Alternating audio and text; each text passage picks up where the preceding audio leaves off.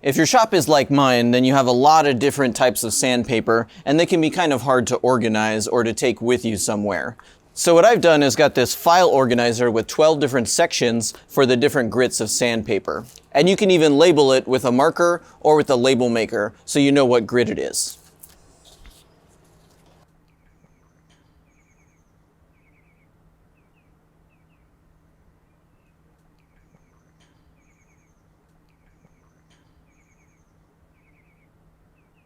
This is a really good way to organize your sandpaper, and it's also portable with this strap here, so you can take it wherever you go. There's some options when going with these, but I don't recommend the clear plastic ones because they'll get really scratched up by the sandpaper and will start to look bad quickly. There's a link in the description to this product specifically if you want to buy this one. Hopefully that helps you organize your sandpaper. Thank you so much for watching, and please like and subscribe. Bye.